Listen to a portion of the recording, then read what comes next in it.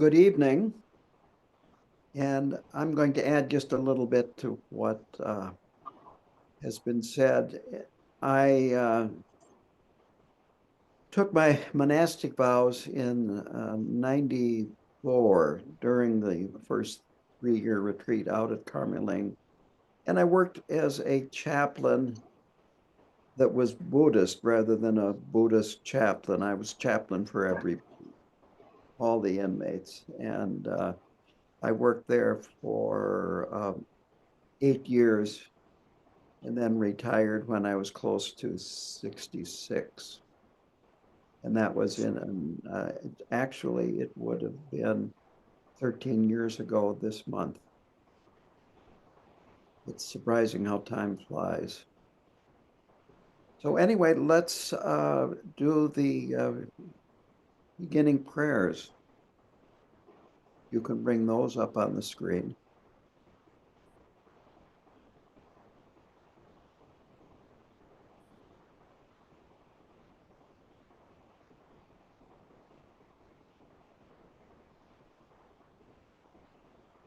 Dorje Changchen Telo Narodang Marpa Mila Choje Gampopa Dusum Sheja Kun Ken Karmapa Chezi Chunge Gyupa Zinam Dritak,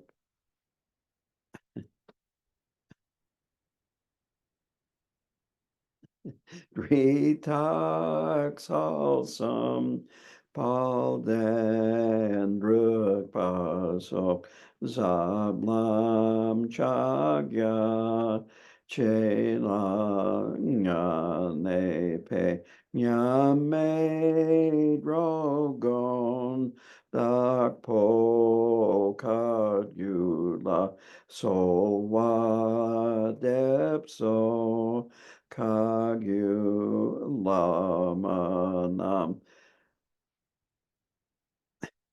Yupa Zeno Nam Tar Jen Gelo Jen Lo Gong Yi Kang Par Sung Pa Jen Say Nor Kun La Chak Chen Me Padak Say Dir Do Tak Chope Gom Chen La Ne Kor Chen Pa Me Par Jin Je Lo Mugu Gom Gi Go War Sung Pa Jen Men Ak Ter Go Je Pe Lama La Yundu So Wa De Pe Gom Chen La Cho Men Mogu Ke War Jin Ge Lop Yang Mei Gong Yi No Shir Sung Pa Shen Gang Char Tope No Wo So Ma De Ma Cho De Kar Jok Pe Gom Chen La Gom Ja Lo Dang Ral War Jin Je Lo Nam Tok No Wo Cho Kur Sung Pa Shen Chiang Ma Yin Chir Yang Char Wala Magak Ropar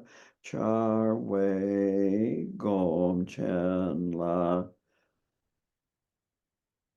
Corde yer me tokpar jen gelo ke wa kuntu yang dak lama dak ral me choki pala long cho ching sadang lam ki Yonten Rapsokni Dorje Changi Gopag Topshok Dorje Changi Gopag Topshok.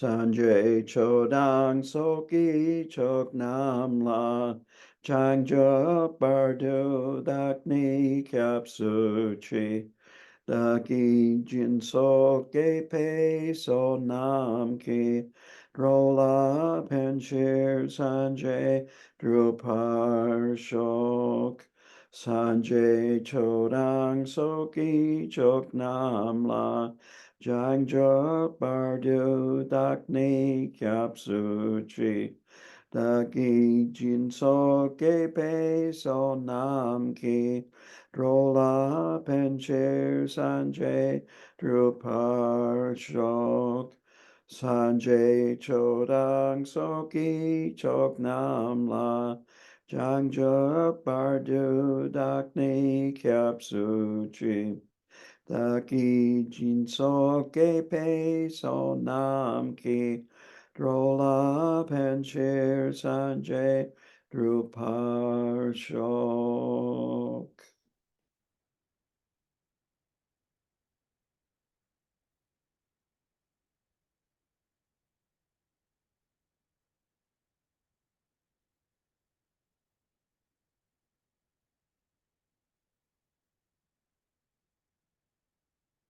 Sem Chen Tam Che De Wa Dang De Wei Gyu Dan Ben Park Yor Chik Duk Nal Dong Duk No Gi Gyu Dan Ral War Yor Chik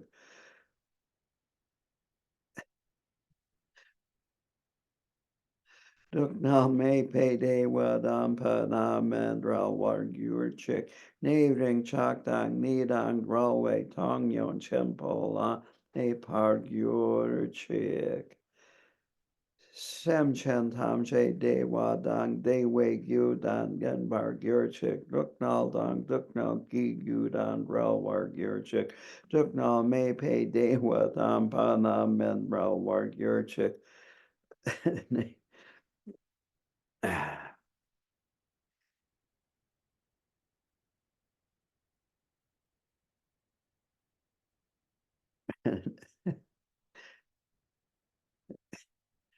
Sem Chen Tam Say De Wa Dang De Wei Gyu Dan Den Par Gyur Chik Duk Nal Dong Duk Nal Gi Gyu Dan Rel War Gyur Chik.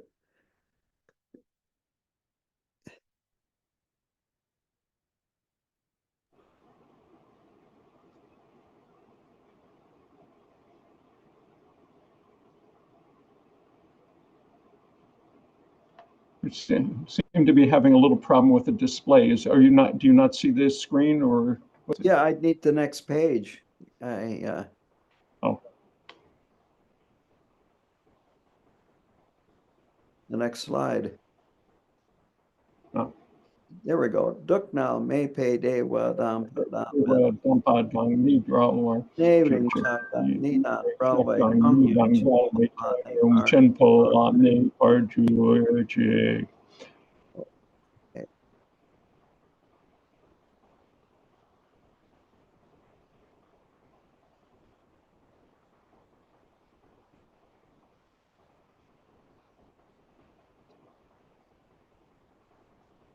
Okay, I think it's time to start the teaching. So to begin with, that the talk today is on the three jewels, the Buddha, the Dharma, and the Sangha. And this is really how we express the concept of enlightenment and the path to it. To begin with, I want to talk about the Buddha. The Buddha means the awakened one. That the historical Buddha is Shakyamuni Buddha, who was born 2,500 years ago in northern India in Lumbini. And he is called Buddha, or the awakened one, 2500 because 年前出生，在 awakened from a state of 印度的 ignorance 朗皮尼出生的。 to realize his true nature. 他基本上就是证到了心的本质。 The Tibetan Angel. word for Buddha is Sanjay. 这里我们讲的佛 And 就是三界， the san means free of confusion and negative emotions. And the gay means fully developed. His potential has been fully developed, his potential to develop transcendental knowledge, or Yeshe. And it also means fully ripened to experience the ultimate truth. So the Buddha was an ordinary person. He was born in human form, and he traveled the path, and he attained enlightenment. His teachings are based on his experience and his insight. And he demonstrated for us what you have to do to attain enlightenment. He also demonstrated to us that we all have the same enlightened nature that he has. It's called Buddha nature. And this is a very important point here, that Buddha nature is intrinsically pure. It is unstained or untainted by temporary defilements. It's undefiled. It's full of qualities, and it's full of capabilities. It's changeless. It's beginningless and endless.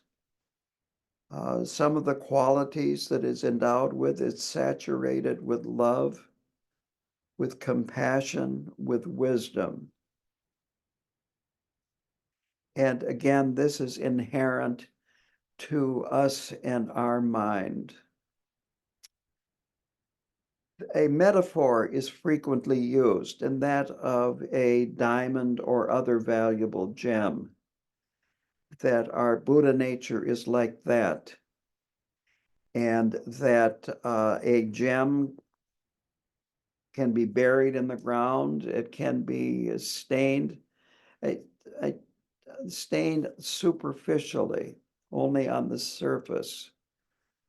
But the intrinsic nature of the gem is unharmed, that it remains pure, it remains free of defects, and that you can dig a gemstone out of the ground, and all you have to do is clean off the encrusted superficial stains, dirt, and whatever, and you have a perfect diamond.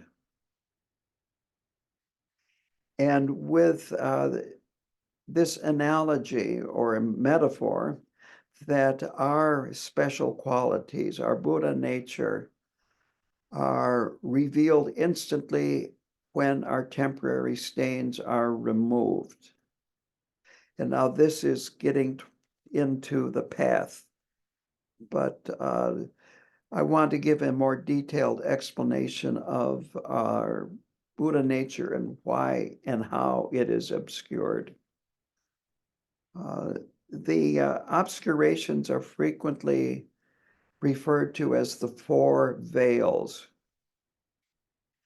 that just like a veil could, if you put it over a statue, hide the statue, or if you would put it over a Thangka painting, it would hide the Thangka, that these veils hide our true Buddha nature. The first one is ignorance. And sometimes this is called basic ignorance. And this means ignoring the true nature of phenomena.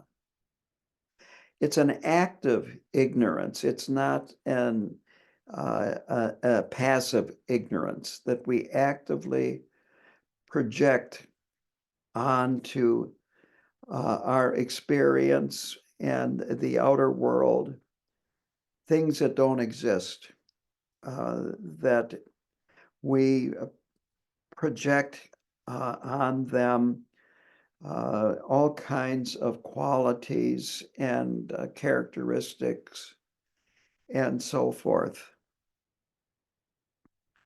And all of this limits what we are experiencing. Our true nature has the aspect of limitlessness and of total clarity. But with this fundamental basic ignorance, it leads to confusion, dullness, and very limited, very, you might say, short-sighted. And from that then comes dualistic grasping, that part of our projections are that we take that which is not a self to be a self, and that which is not other to be an other. And from there, all kinds of things become projected. We tend to think that we are better than others.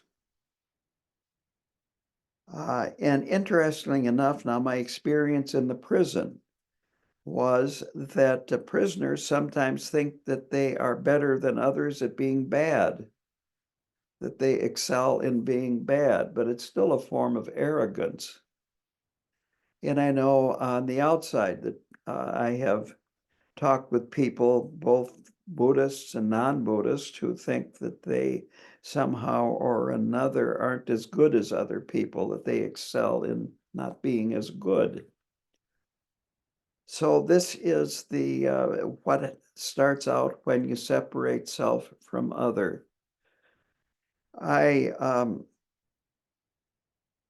have a list of 4 unrealistic expectations we have in life, and it's kind of based on this self and other. The first one is that I'm the most important person in the universe, and others aren't nearly as important as I am, and I take this being the most important person wherever I go. The next is I should be respected. Other people need to earn my respect, but just because who I am, because I'm the most important person, I should be respected. Another is others should live up to my expectations. And in fact, people that are close to me should know what my expectations are without me even telling them what they are. Again, this is all about me, me, me.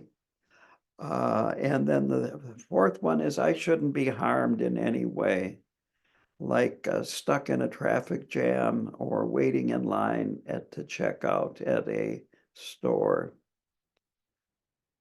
I overheard this conversation once between 2 people that worked together, and this kind of sums it all up. And the quote is, the one worker was telling the other, And I told him, I don't understand why you don't understand me. So this is what happens when we separate self and other. We develop these categories that become very solid. And then from that, it gives rise to three afflictive states of mind. They're also called kleshas, which means poison or poisons of the mind, but it's attachment, aversion, and indifference. And that indifference is sometimes also called ignorance. But it's a different type of ignorance, and I'll go into this in a little bit more detail. So these kleshas are the third veil. These poisons of the mind are the afflictive states of mind. And the main ones are anger, pride, desire, jealousy, and ignorance. So it began with anger, desire, and ignorance or indifference, and now I'm adding jealousy and pride. And so I have let's just say this is a hypothetical story, but I think that many people can relate to this. You're feeling a little bit arrogant. You're feeling like you're a little bit better than other people, and you want to make a point with your friends about this. So you invite them out to dinner, and you're going to pay for the dinner. You're just going to have a dinner party with your friends. And so you go to your favorite restaurant with your friends, and you sit down and you order your favorite meal, and your friends all order their meal, and then the waitress comes, puts some plates on the table, and you look at yours and you look at the other plates on the table, and you think to yourself, I wish I would have ordered that one. That looks better than mine. You don't say anything, but for that moment you think that maybe that would have been better, a better choice. So now you've got the arrogance is gone and you're jealous. You think someone else has got a better deal than you do. And as the meal goes on, you notice that the waitress looks a little sexy. And maybe you try to come on to the waitress, desire. Then you go from jealousy to desire. Later on, the waitress spills coffee on you. And now your desire has turned to anger and you start yelling at her.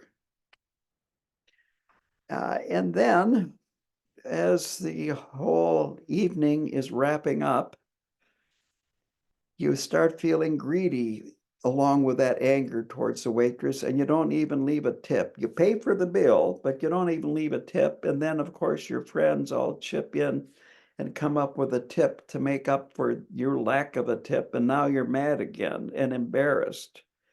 And as you leave, you wish you could forget about the whole thing and it never happened. That is indifference or denial. And so in just one short little meal, you can go through all these different emotions. And this is why they're conflicting emotions, because you're not enjoying you're not enjoying yourself, you're not enjoying being with other people, you're not enjoying the meal, that these different feelings are, you might say, fighting with each other. You've got a whole mind full of thoughts that are all conflicting with each other. And of course, you're nowhere near experiencing your Buddha nature, your primordial wisdom, love, compassion, or anything else. So these are the veils, the veil of the poisons of the mind, the kleshas, our afflictive emotions. The fourth veil is karma, our habitual patterns. That karma is simply cause and effect, and they have a cumulative effect that our actions of body, speech, and mind leave traces, you could call them seeds, and that they cause certain tendencies or proclivities to do certain things in a certain way in the future.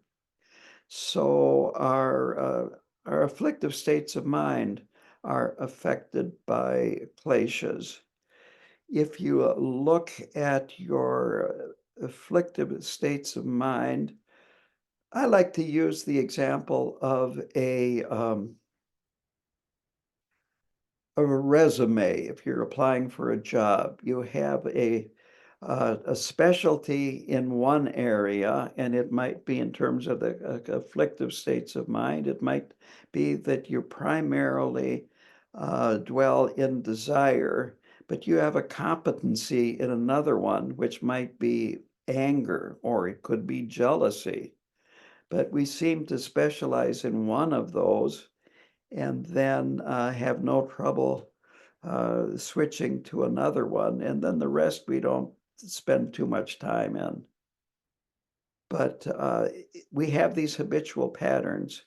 Another way to look at this is mental conditioning, that we're influenced by our age, our sex, our politics, our education, lots of subtle and unseen causes and conditions.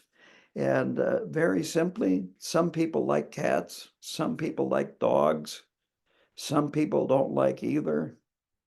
Another person might have been bitten by a dog and see a dog with fear. But it's what the person is projecting on these animals. Lama, if you're going to interrupt for just a minute, we had some problems with Spanish translation. That's available now for anybody that would like to switch.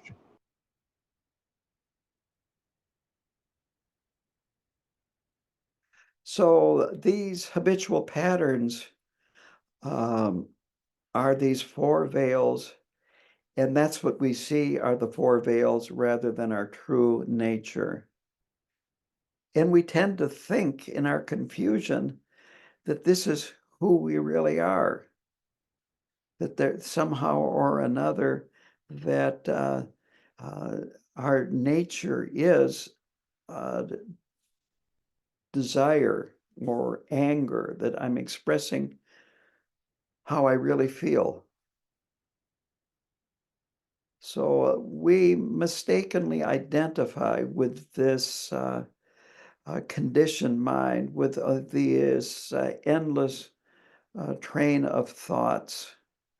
We identify with our afflictive emotions and our habitual patterns. And again, we think this is who I really am. But on the other hand, these are temporary. They're insubstantial. They come and they go. They can be abandoned. They can be transformed. And if we really look at ourselves closely and examine ourselves closely, we'll realize that, again, we can change our what we are perceiving almost that quickly. A friend of mine told me this story a long time ago. And this is kind of just another version of what I just went through. He lives out in the country and has a small business that he runs by himself in a small city. And he likes living out in a rural area. And although he has a car and a motorcycle, sometimes in the summer he'll ride a bicycle to and from work, and going through the countryside, enjoying nature.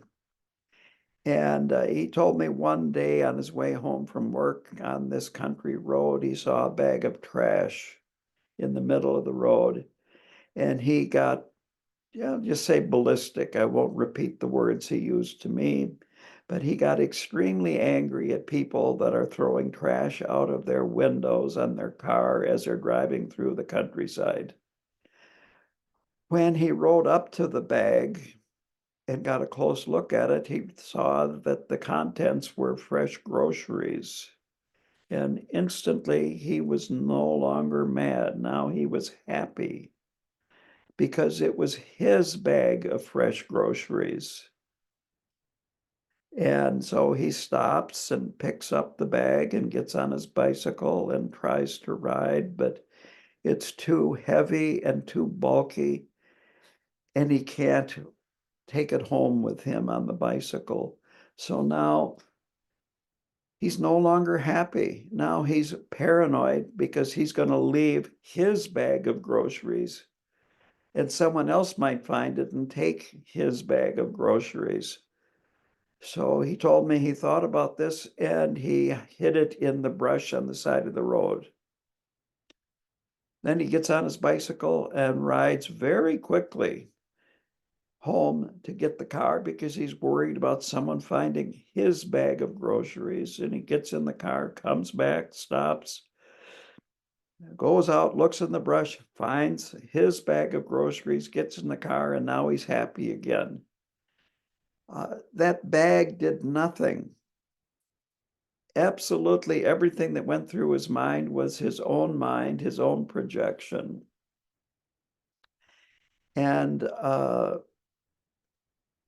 we can be very much like that. It's easier to see this in other people than it is in ourselves, but we can change our minds very, very quickly and see things very differently. And this is where meditation comes in. That was talked about last week. I'm going to talk about it a little bit more tonight. But the point is that we can work with our minds, that our minds are workable, and the more we understand them and understand what the problems are, the more workable our minds become, and the easier it is for us to travel the path and reveal our ultimate nature.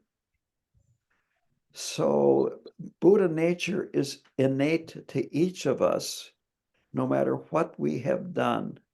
It's the basis or the ground of the Buddhist path. It's not something that we create. It's not something that we obtain from outside of ourselves.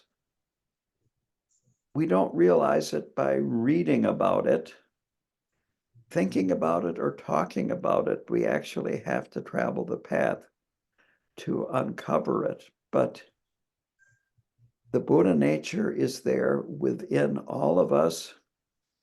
And it's good to think about Milarepa, who killed 35 people before he started seriously practicing Buddhism.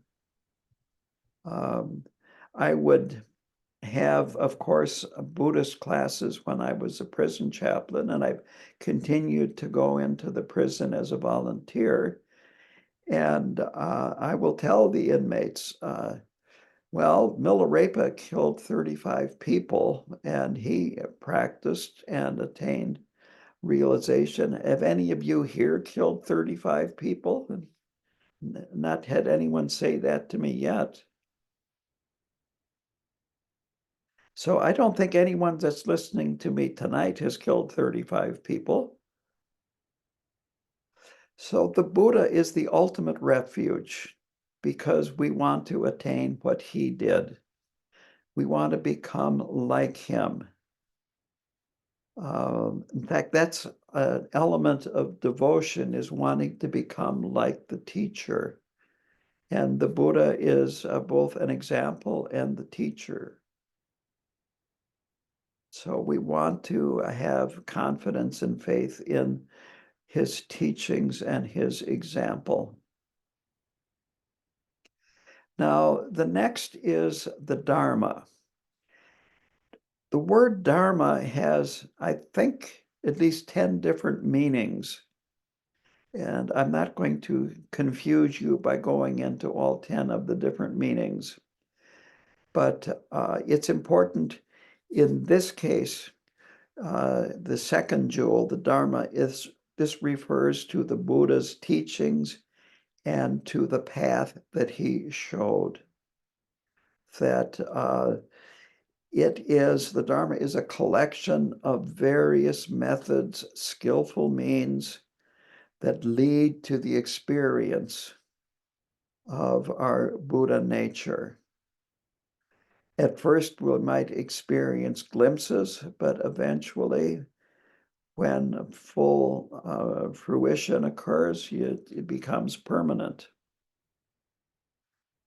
The path leads to the freedom from suffering and to the attainment of enlightenment.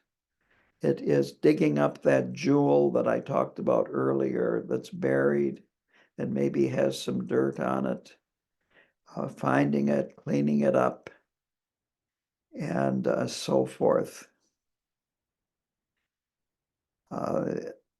I sometimes say that the Dharma is a bit like an owner's manual for your mind and your body, that it shows us how to get the most out of what we have, which is enlightenment. What could be better than that? So the path allows us to attain what the Buddha attained.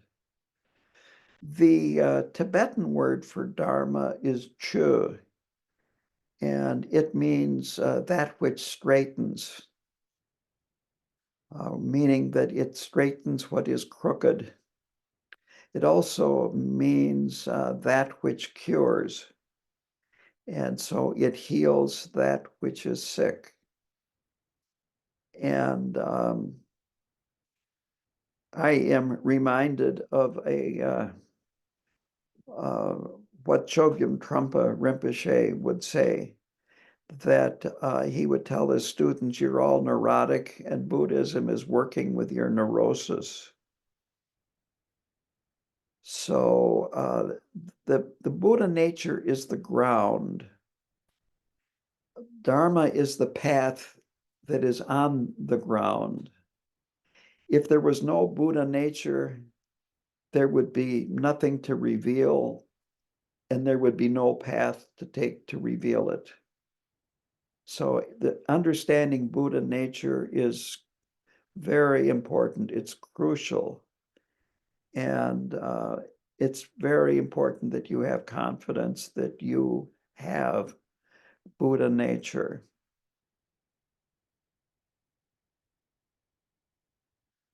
In fact, going back a little bit to the Buddha nature, the qualities of Buddha nature are loving kindness and compassion. And very simply, if you have a mind, you know the difference between happiness and suffering. You know the difference between pain and pleasure. And that when you are trying to be kind to yourself, you're showing that you have loving kindness towards yourself. When you're trying to avoid suffering for yourself, you're exhibiting that you have compassion. And if you are exhibiting that for another being, it could be as simple as a dog or a pet cat. It shows that you have compassion and loving kindness for another person. I remember a number of years ago seeing a biker. I was at a strip mall in the parking lot and I saw a biker coming out of a shop. And he had his black leather jacket with an emblem of some kind on the back of it, a big chain that came around his waist and was attached to a wallet that was stuck in his back pocket, the big metal studs on the jacket and on his jeans, and yada, yada, yada, looking like a biker. And he had a clear plastic bag with water in it. And there was a little goldfish in that bag. I think, yeah, that biker had a soft place in his heart for that goldfish. And this is an indication that you have Buddha nature. So anyway, getting back to the Dharma, that It's unmuted. we can divide the Dharma into the Dharma of Scripture, or Lung, L-U-N-G, and the Dharma of realization, or Tokpa. And so I'm going to start with the Dharma of Scripture. These are the teachings that you can listen to, you can read. Nowadays, you can watch videos, as this particular teaching is a video, and then you can contemplate them. And then eventually you can meditate on them.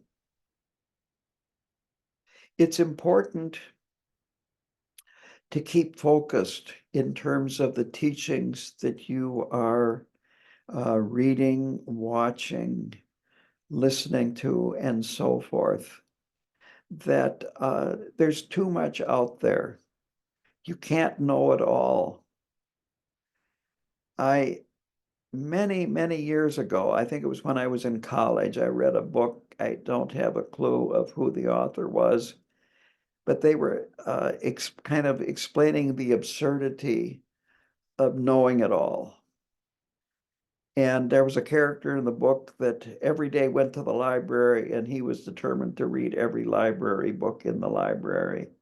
So to ensure that he got through every book, he started with A's. And I don't know in the book what letter he was on, but the point is that's not the way to learn. You want to be more focused than that. There's too much Dharma out there. There's too many authors out there. There's too many subjects, that you want to be focused on what you are studying, what you are watching, listening to, and so forth. Even what is available in the Kagyu tradition is immense.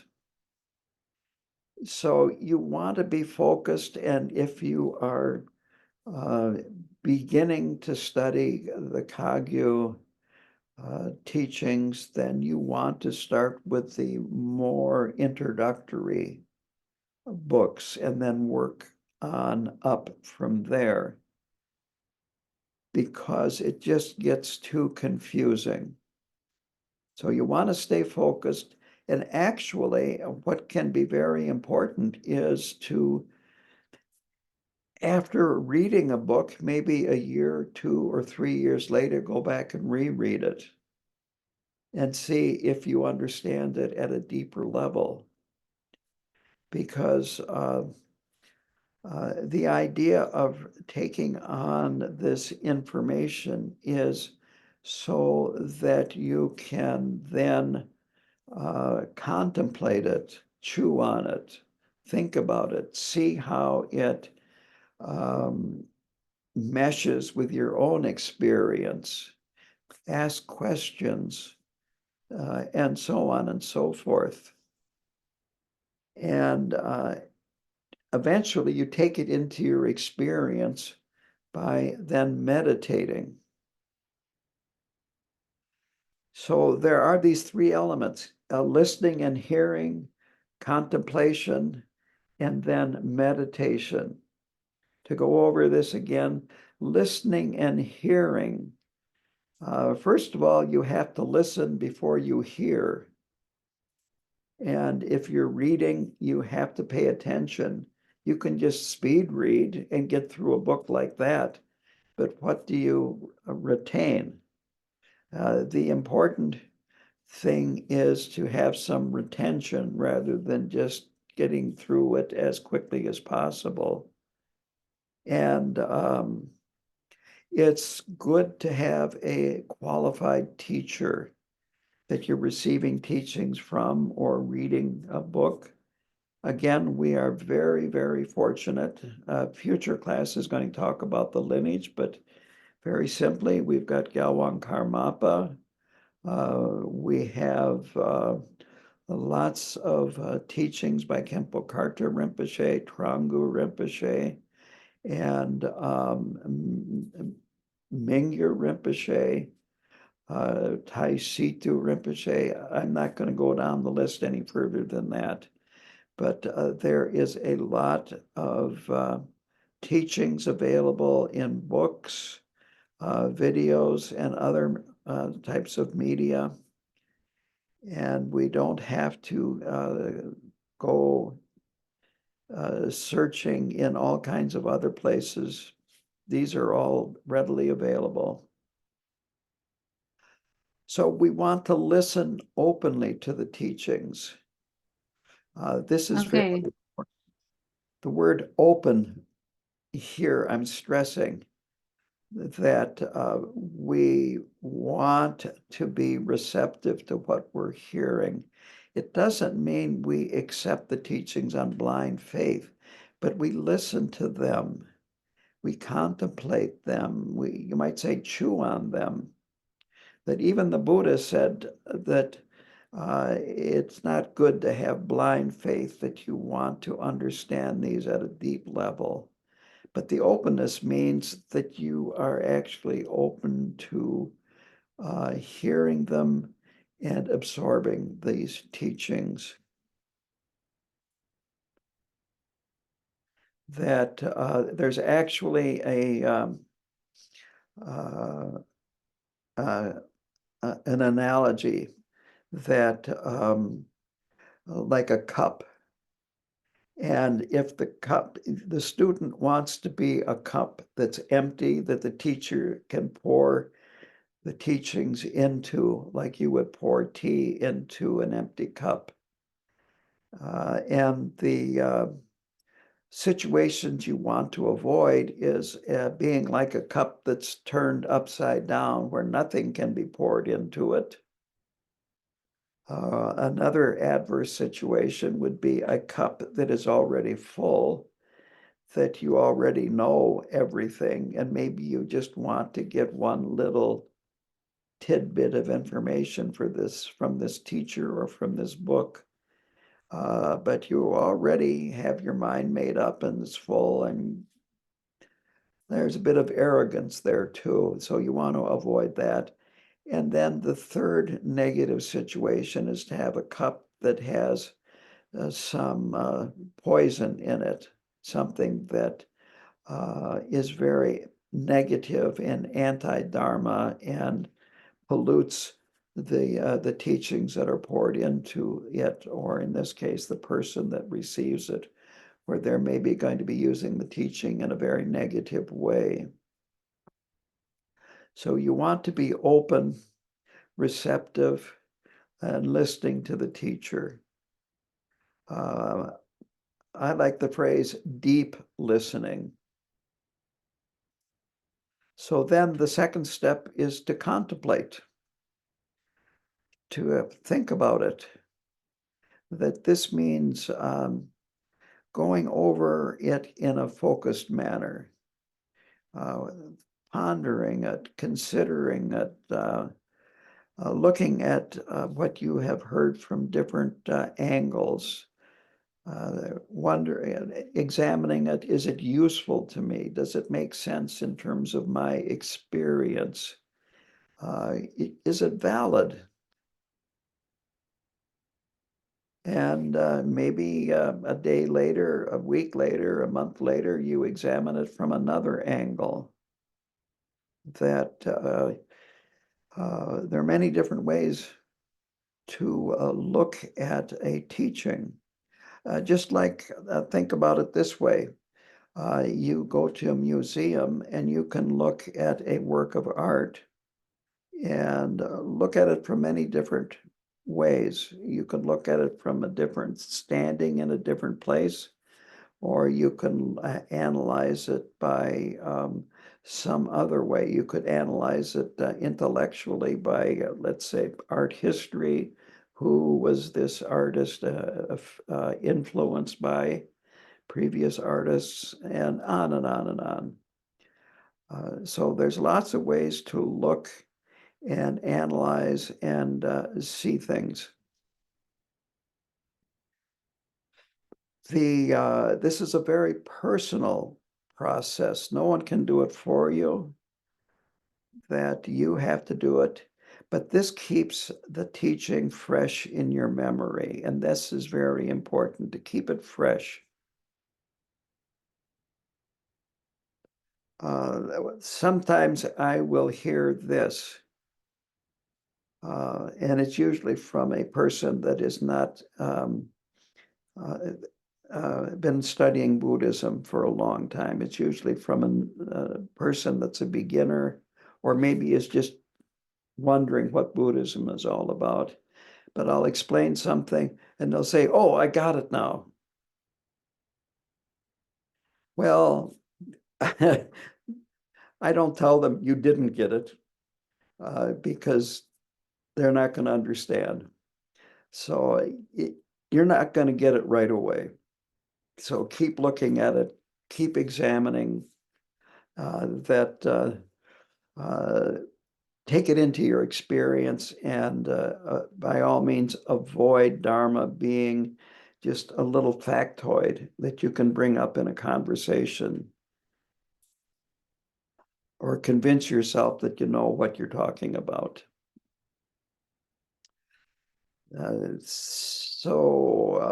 If we don't keep examining and thinking about it and so forth, it's easy to forget the teachings or forget important parts of the teachings. And so reflecting on them is really very, very important. I touched on this next point already a little bit, and that is to think about the lineage and the source of the teachings.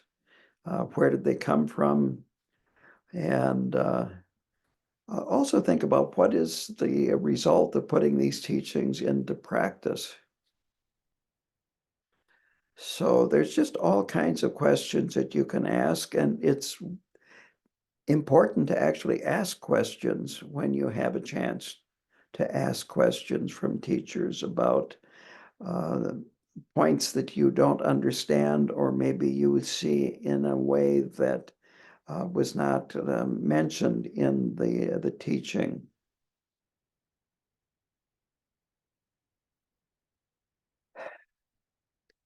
What is really important in the practitioner, the person that is actually traveling the path, is your diligence, your confidence, your trust. And the trust is both in the teacher, the teachings, and a certain trust in yourself that you can do it. If you feel that, well, the Buddha could do this, Karmapa can do this, maybe even Lama Yeshe can do this, but I can't. You need to develop more trust in yourself, more confidence in yourself, because this will produce better results. In a way, it's a form of laziness if you start saying, well, other people can do it, but I can't. It's a form of laziness. Your Buddha nature is just as good as the Buddha's.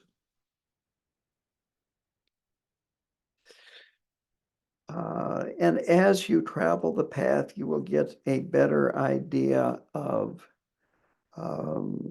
what the path is and what traveling the path involves. This confidence and trust will develop slowly. You have to examine the teachers. And see what kind of a teacher it is that you are following. We were very fortunate. I was very fortunate to have Khenpo Karthar Rinpoche as my teacher. That I observed him over Oh, let's see, I first met him in 87, so for 30 years. And he was extremely kind, generous. He put up a lot with me as his student. And I have nothing but praise to say for him. So all of these things are important about traveling the path. And as we meditate after the contemplation and examination, that we start developing some realization, some certainty that cuts through the doubts, that we begin to recollect the vital points of these teachings, and these come to mind and they help us as we go through our daily lives. And then now I'm going to talk a little bit about meditation. And the basic meditation that we do is sitting meditation, the shamatha, following the breath, dwelling in peace. That our teacher or your teacher may give you other forms of meditation, but a good basic meditation to start with is just following the breath, sitting on a cushion, and letting the mind settle down. A good example of how this works is if you have a jar, like a mason jar with muddy water in it, it's got a top on it, and if you keep shaking it up, you've got muddy water. So if our mind is continually agitated by these kleshas, these afflictive states of mind, we don't have any clarity. But if you take a jar of muddy water and you set it down on a table, it might take all day long, it might take all night long, but eventually the mud settles to the bottom and the natural clarity of the water appears. And so if we meditate on a regular basis, we develop more mental stability, more clarity, and we have weaker kleshas. That sitting meditation weakens our habitual patterns, it purifies karma. There are other meditation practices that are more powerful, but we start out with sitting meditation. So this leads to the Dharma of realization, the Tokpa, that by meditating regularly, that we start taking the teachings from, you might say, from our mind into our heart, where they become part of our experience. That we begin to change. And it's not an intellectual change, it's a much deeper change. So here is a good metaphor to sum this up, that hearing is listening to or reading the teachings from a qualified teacher, and it's like receiving a map. Contemplation, which is relating to what you've heard on your own personal level, experience, and so forth, examining, is it true, and so forth, examining, questioning, digesting it. It's like studying a map. And then meditation, this is like actually traveling the path towards our destination. Now, I will have to say that this is a very dated analogy, because nowadays you just use GPS. But for you younger people, their maps are printed on paper, and you might have a hard time finding one nowadays, but that's what I'm talking about here. I also like to use GPS in this example, and that is that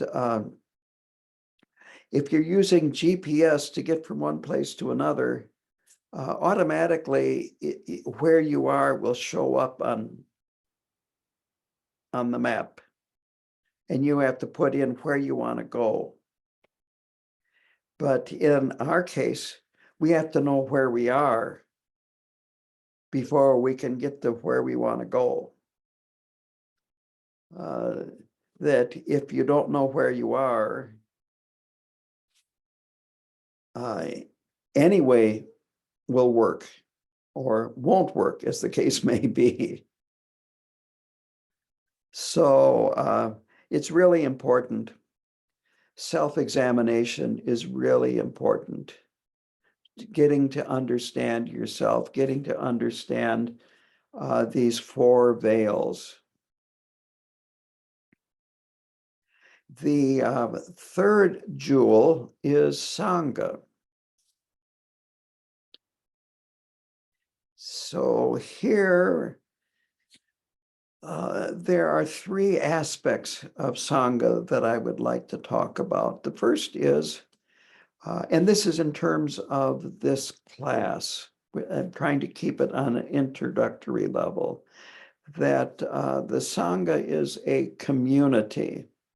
This community is made up of students, practitioners, people that support the Dharma. And community is very important. We've had this COVID, and that has really, from my perspective, been a huge problem in terms of community, because it has really cut back the personal connections that we have had, the personal contact that, well, Zoom and other video, YouTube and so forth are very, very helpful. There has really been a loss of personal contact. And I feel that that personal contact is very important, that you see less of a person in a video. And if you're at home looking at a video, you're alone. And Rinpoche, Khenpo Karthar Rinpoche would say that if you are practicing in a room, a shrine room with 10 other people, you accumulate the merit of 11 people, the merit that you accumulated and the merit that all the other 10 people accumulated. So there's some benefits from the accumulation of merit too, by practicing together in a shrine room. And when you have a community, then when you need support, there's other people there that you can get support from. Yes, you can text people, you can call up people and so forth, you can do video and so forth, but it's not the same as actually being in the same room with a person. So this community, this Sangha, is very important, and I am going to encourage you to show up in person if there is a group by you. We're sharing with people that have common interests, common aspirations. So community is one aspect of the Sangha. Another aspect is that it not only does the Sangha practice the teachings, but also it makes them more accessible. It creates centers, it maintains centers.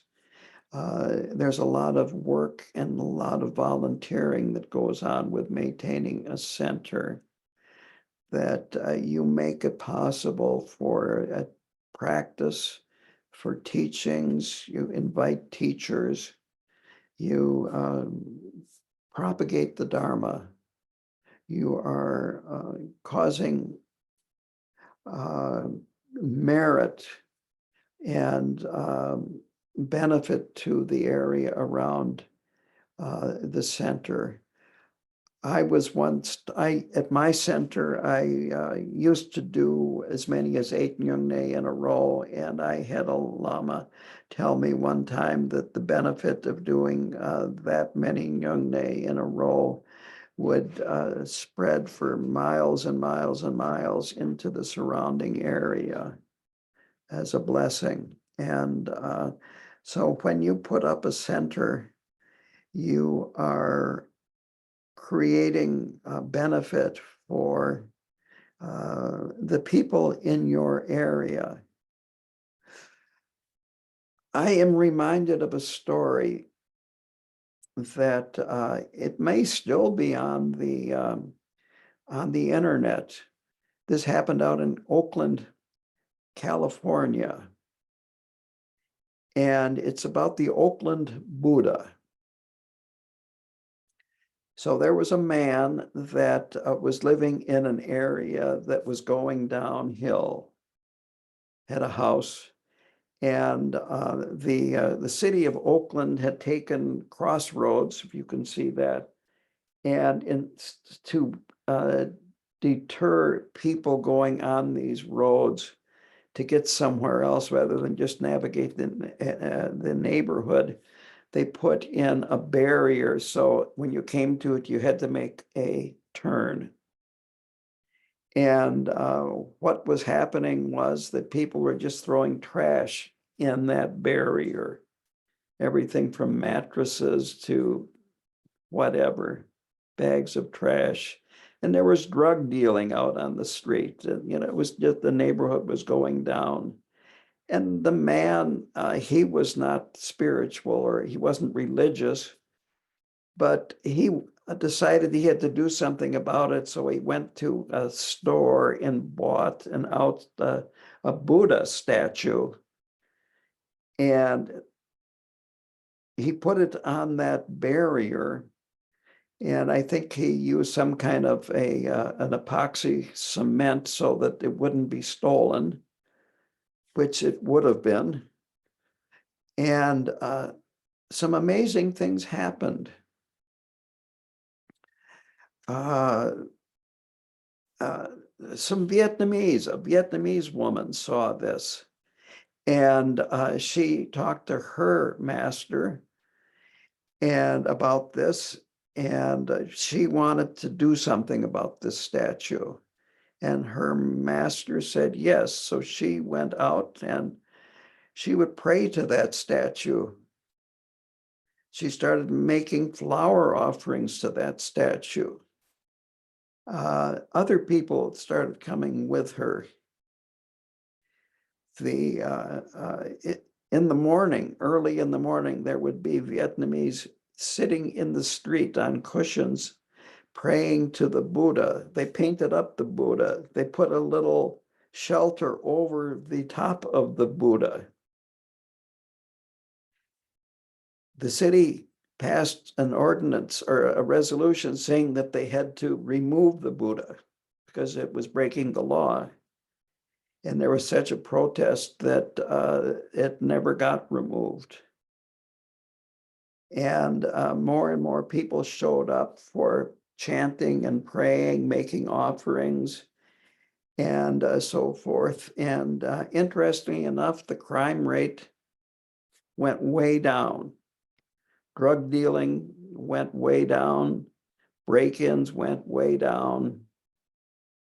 And it's quite a story. If you go to Google Maps, just Google Oakland Buddha, and it'll point right to where it is. So don't underestimate the impact that you might have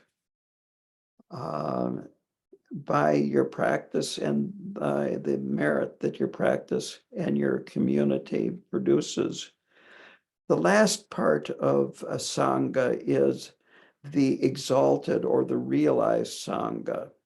And when you go into a shrine room, these are the statues and the paintings of the deities, Chenrezi, green Tara, white Tara, the Karmapa, Milarepa, Gampopa, and so forth. These are the exalted Sangha. And these are, you might say, are examples of how we would like to manifest the fruition of the path. And that is really everything that I wanted to cover. I was told that Khenpo Tenkyon gave an assignment to people that attended his talk. And so I came up with an assignment, and it is to, or you could call this homework, call it whatever you like, but it is to take a book that you read a while ago, maybe a year, 2, 3 years ago, and if you don't have time to read the whole book, just read a section of it and see if it you understand it differently now than you did when you first read it.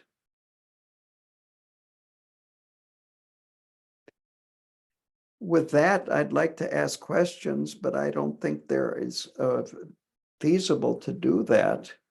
So and maybe it would be best to do the dedications.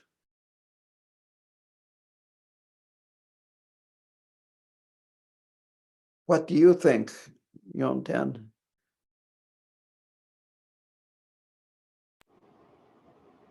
I was just about to bring up the dedications. We are planning to have a separate session where questions from a number of the teachings in this series will be, all the teachers will be on. We haven't scheduled that yet, but that's coming. So there will be an opportunity to ask questions.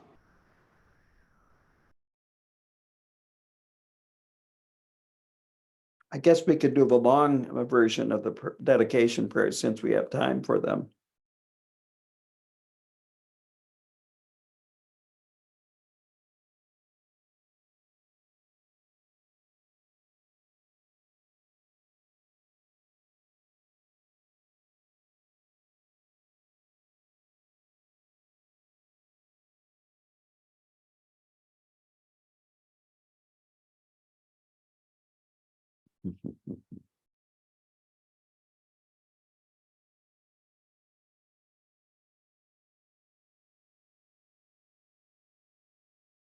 And Gyal Kun Ningje Rangja Karmapa, Gyal Kun Trenle Chiduk Karmapa, Gyal Kun Dung Sop Wankor Karmapa, Organ Dudo Trenle Japten So.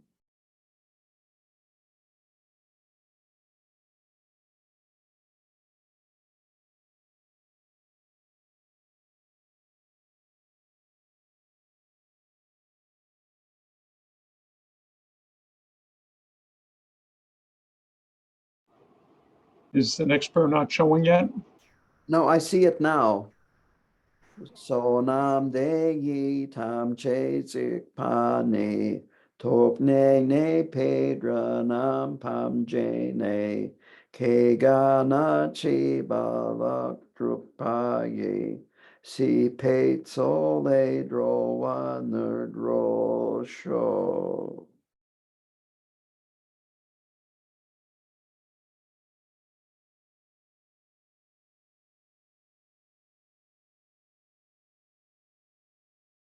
Jam pa pa wo ji tar ken pa dang, kun tu sang po de yang de jin te, de da kun gi je su dak lop ching, ge wa de dak tam che rap tu no.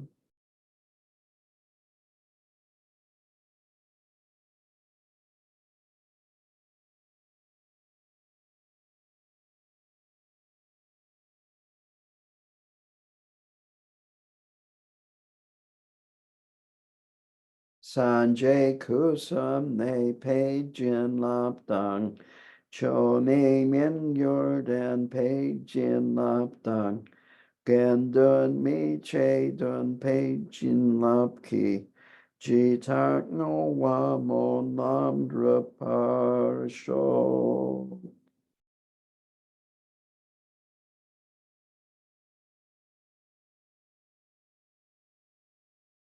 All den la me sha pe ten pa dang. Kan yam yo la de ki jung wa dang. Dak chen ma lu suk sap drip chang ne. Nur du sanjay sa la go par sho. Du shi le gal gal wei trien le pa. Karma pa ten ten pe ning po di. Chok tar kun kyap kyap ching yun mi che. Tak para pel pel wei ta shi sho.